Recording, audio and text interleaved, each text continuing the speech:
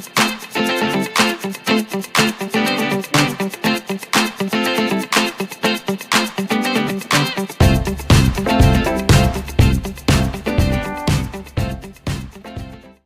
Students, welcome back to our channel. कल हमने units and measurement का इंट्रोडक्शन देखा था। आज हम इस टॉपिक को आगे कंटिन्यू करते हैं। तो आज हम इसमें देखने वाले हैं इंटरनेशनल सिस्टम ऑफ यूनिट्स। तो हम यूनिट्स के बारे में पढ़ रहे थे। तो यूनिट बेसिकली होता क्या है, किसी भी फिजिकल क्वांटिटी को मेजर करने के लिए जो स्टैंडर्ड हम यूज करते हैं उसे हम यूनिट कहते हैं। जैसे हम लेंथ को मेजर करने के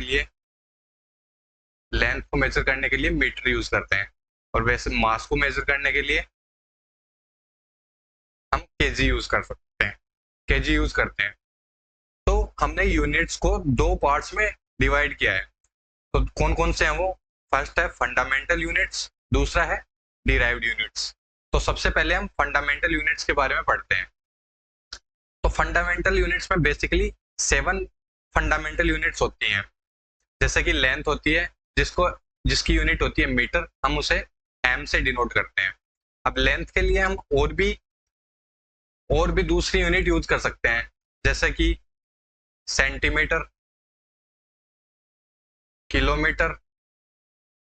लेकिन फंडामेंटल यूनिट जो होती है वो इसकी मीटर होती है। इसको आप ऐसे समझ सकते हो जैसे कि आपका नाम है, आपका स्कूल में कुछ अलग नाम है, घर पे आपको किसी और नाम से बुलाते हैं, आपके दोस्त आपको किसी और नाम से बुलाते हैं, लेकिन आपका जो बेसिक फंडामेंटल नेम है वो वही है जो आपका स्कूल में है। तो वैसे ही फंडामेंटल यूनिट लेंथ के लिए हम मीटर यूज करते हैं। मास के लिए हम किलोग्राम यूज करते हैं, जिसको हम रिप्रेजेंट करते हैं केजी से। टाइम को हम सेकंड में मेजर करते हैं, जिसको हम रिप्रेजेंट करते हैं एस से। इलेक्ट्रिक करंट को हम एम्पियर में मेजर करते हैं, जिसका यूनिट सिंबल है ए। थर्मोडायनेमिक टेम्परेचर को हम केल्विन में मेजर करते हैं, जिसको हम डिनोट करते हैं के से। अब अमाउंट ऑफ सब्सटेंस, इसको हम बेसिकली केमिस्ट्री में यूज करते हैं। इसकी यूनिट होती है मोल, जिसको हम रिप्रेजेंट करते हैं मोल से। ल्यूमिनियस इंटेंसिटी, अब इसमें हम क्या करते हैं, इंटेंसिटी ऑफ लाइट को मेजर करते हैं। उसकी यूनिट होती है कैंडेला, जिसको रिप्रेजेंट करते हैं सीडी से। फिर आता है डिराइव्ड यूनिट्स बेसिकली होते हैं जो हम फंडामेंटल यूनिट्स की हेल्प करके जिनको डिराइव कर सकें। जैसे कि एरिया को लिख सकते हैं हम मीटर स्क्वायर, जिसको हम लिखते हैं मीटर इंटू मीटर। तो ये हमने लेंथ से डिराइव किया है। फिर आता है वॉल्यूम को भी हमने लेंथ से डिराइव किया है। लेंथ की होती है मीटर और वॉल्यूम की होती है मीटर क्यूब। तो हम वॉल्यूम को लिख सकते हैं मीटर इंटू मीटर क्यूब। ये होता है मीटर क्यूब। वैसे ही हम स्पीड होता है डिस्टेंस अपॉन टाइम। डिस्टेंस की यूनिट होती है मीटर, टाइम की होती है सेकेंड। तो हमने इसमें लेंथ और टाइम की यूनिट का यूज करके हमने स्पीड की यूनिट निकाल दी, जो कि है मीटर पर सेकेंड। ऐसे ही हमने एक्सेलरेशन की निकाली। फिर आता है फोर्स को हम लिख सकते हैं मास इंटू एक्सेलरेशन। मास की यूनिट होती है केजी, एक्सेलरेशन की होती है मीटर पर सेकेंड स्क्वायर। अब इस यूनिट को हमने बोल दिया न्यूटन, जो कि फोर्स की यूनिट हो जाती है। तो ये सारी होती हैं डिराइव्ड यूनिट्स। फिर एक नया टर्म आता है डायमेंशंस। तो डायमेंशंस होता क्या है? डायमेंशन बेसिकली जैसे हमने लेंथ को मेजर करने के लिए हमने सेंटीमीटर यूज किया, मीटर यूज किया, किलोमीटर यूज किया। तो इन सब को हम अगर हमें एक टर्म से एक्सप्रेस करना है तो हमें उस टर्म को डायमेंशन बोल देते हैं। जैसे कि हम इनको एक्सप्रेस करेंगे एल से, तो एल इनकी डायमेंशन हो गई। वैसे ही हमें केजी की डायमेंशन अगर चाहिए तो हम केजी को रिप्रेजेंट करेंगे एम से, तो एम केजी की डायमेंशन हो गई। ऐसे ही हम 7 फंडामेंटल यूनिट्स की हम डायमेंशन देख लेते हैं। तो लेंथ को हम रिप्रेजेंट करते हैं एल से, मास को एम से, टाइम को टी से। बेसिकली ये तीन ही हम इस चैप्टर में यूज करेंगे, ये तीन ही ज्यादा इंपॉर्टेंट है हमारे लिए। इलेक्ट्रिक करंट को हम आई से रिप्रेजेंट करेंगे, टेम्परेचर को थीटा से, अमाउंट ऑफ सब्सटेंस को एन से और ल्यूमिनियस इंटेंसिटी को जे से। ये होती है इनकी डायमेंशनल सिंबल्स। अब हमसे अगर वो पूछ ले कि किसी क्वांटिटी का डायमेंशनल फॉर्मूला निकालना, तो स्पीड का फॉर्मूला होता क्या है? स्पीड का फॉर्मूला होता है डिस्टेंस अपॉन टाइम। ये तो हो गया बेसिक स्पीड का फॉर्मूला। अगर हमसे वो डायमेंशनल फॉर्मूला पूछ ले तो हमें कैसे निकालना है, तो उसके लिए हमें स्क्वायर ब्रैकेट्स का यूज करते हैं डायमेंशनल फॉर्मूला को रिप्रेजेंट करने के लिए। तो dimensional formula of speed is equal to dimension of distance upon dimension of time. तो डायमेंशन ऑफ डिस्टेंस हमने अभी पढ़ा है, वो होता है L, and dimension of time होता है T।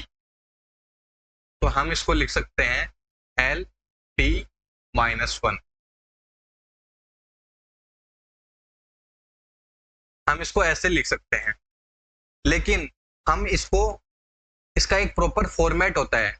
हम इसे M, L और T इनकी टर्म्स में लिखना है, लेकिन यहाँ पे M तो है नहीं, तो M की पावर हम लगा देंगे 0, L की पावर 1 एंड T की पावर -1।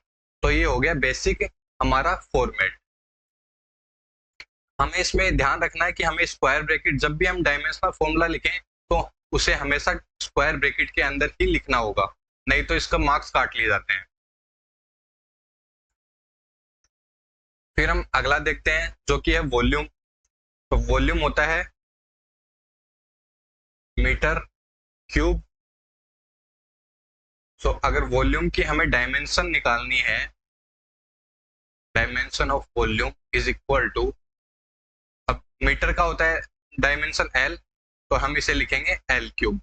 और अगर इसे प्रॉपर फॉर्मेट में लिखना है तो हम इसे लिखेंगे volume, dimension of volume is equals to m की पावर 0, L की पावर 3 एंड T की पावर 0। नेक्स्ट हम देखते हैं फोर्स। फोर्स का फॉर्मूला होता है mass into acceleration. Dimension of force अगर हम निकालेंगे तो डायमेंशन ऑफ फोर्स होती है मास, मास की डायमेंशन होती है m, एक्सेलरेशन की डायमेंशन होती है L T -2। तो फोर्स की डायमेंशन यहाँ से क्या आ जाएगी, यहाँ से फोर्स की डायमेंशन आ जाएगी M L T -2। नेक्स्ट हम देखते हैं डेंसिटी। तो डेंसिटी होता है मास अपॉन वॉल्यूम। तो डायमेंशन ऑफ डेंसिटी अगर हम लिखेंगे तो इसको लिखेंगे मास का डायमेंशन जो कि होता है m, वॉल्यूम का डायमेंशन जो होता है L क्यूब। तो हम इसे लिख सकते हैं m L -3।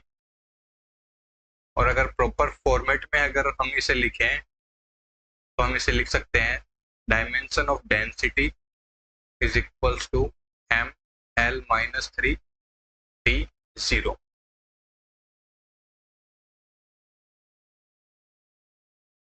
नेक्स्ट हम देखते हैं काइनेटिक एनर्जी। तो काइनेटिक एनर्जी का फॉर्मूला क्या होता है, हाफ ऑफ mv²। अगर आपको फॉर्मूला याद नहीं है तो कोई दिक्कत नहीं, आपको जैसे जैसे आप आगे फॉर्मूले यूज होंगे तो आपको याद होने लग जाएंगे। काइनेटिक एनर्जी, अब हम काइनेटिक एनर्जी की डायमेंशन निकालेंगे। तो हाफ बेसिकली एक कांस्टेंट है, ये डायमेंशनलेस क्वांटिटी है, तो इसकी कोई डायमेंशन नहीं होगी। मास की होगी m, वेलोसिटी की होगी l t माइनस 1, इसका स्क्वायर। तो काइनेटिक एनर्जी इसकी डायमेंशन हो जाएगी m l की पावर 2 t की पावर -2। तो ये होगी काइनेटिक एनर्जी की डायमेंशन, डायमेंशनल फॉर्मूला। तो किसी भी एनर्जी का डायमेंशनल फॉर्मूला यही होगा, चाहे वो काइनेटिक एनर्जी हो, चाहे पोटेंशियल एनर्जी हो, चाहे हीट एनर्जी हो, या फिर वर्क हो। वर्क भी एक फॉर्म की एनर्जी है, तो उसकी डायमेंशन, उसका डायमेंशनल फॉर्मूला भी यही होगा। तो कोई भी अगर एनर्जी का डायमेंशन हमें पूछता है, डायमेंशनल फॉर्मूला हमसे पूछता है, तो उसका डायमेंशनल फॉर्मूला यही होगा।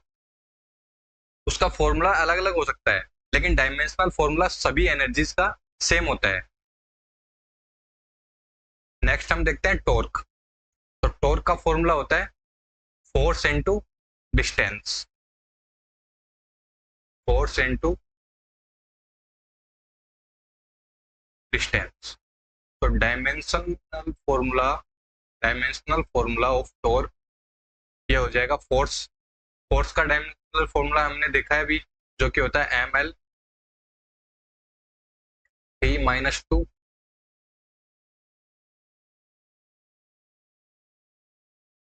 डिस्टेंस का होता है l। और टॉर्क का डायमेंशनल फॉर्मूला हो जाएगा ml2 t माइनस।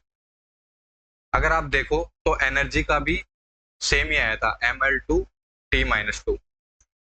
तो दो क्वांटिटीज का डायमेंशनल फॉर्मूला सेम हो सकता है, यहाँ से हमें ये पता चलता है कि किसी भी दो क्वांटिटीज का डायमेंशनल फॉर्मूला सेम हो सकता है। फिर आता है एक्सेलरेशन।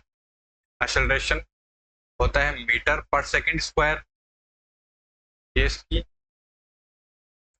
यूनिट होती है। तो अगर एक्सेलरेशन का हमें डायमेंशनल फॉर्मूला निकालना है, तो मीटर के लिए मीटर का डायमेंशन है l, सेकंड का डायमेंशन है t।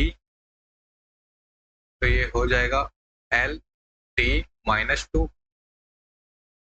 और अगर इसको प्रॉपर फॉर्मेट में लिखेंगे तो dimensional formula of acceleration is m0 l t minus 2।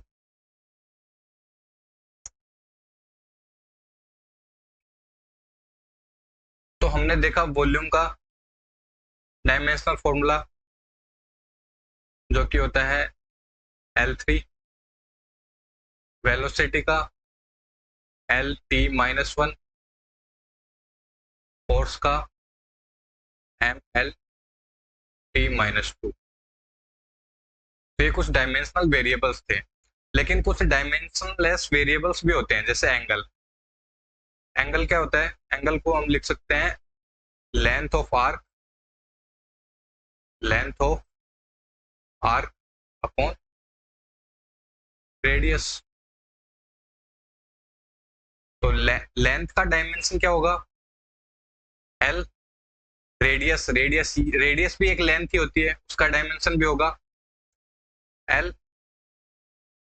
तो L कैंसिल आउट, तो इसका कोई डायमेंशन नहीं होता, या फिर बोल सकते हैं इसका L0 और T0। ये एक डायमेंशनलेस वेरिएबल है। वैसे ही स्पेसिफिक ग्रेविटी होता है। Specific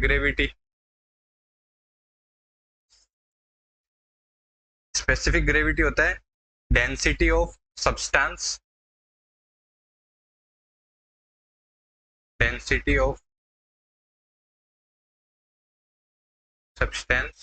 upon density of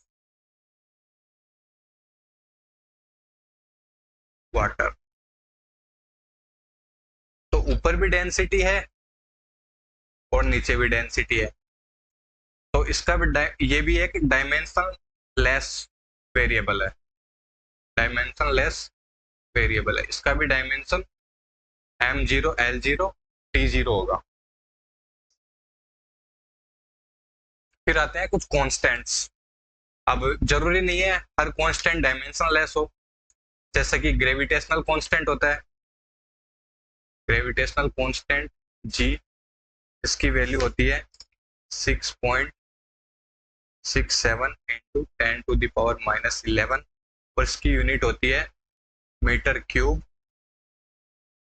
kg-1 second -2।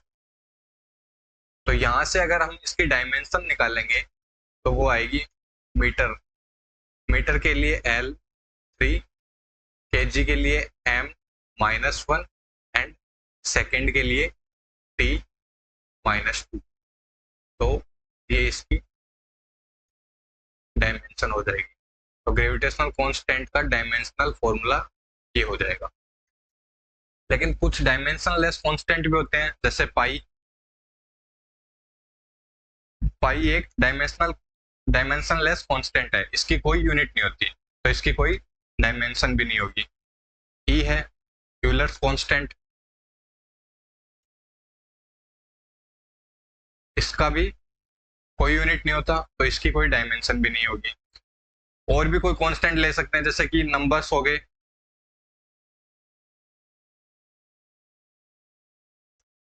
1 2 3, ये सारे कांस्टेंट हैं, इनकी कोई यूनिट नहीं है, तो इनकी कोई डायमेंशन भी नहीं होगी। तो आज के लिए बस इतना ही, कल हम देखेंगे डायमेंशनल होमोजेनिटी। तो थैंक यू गाइस।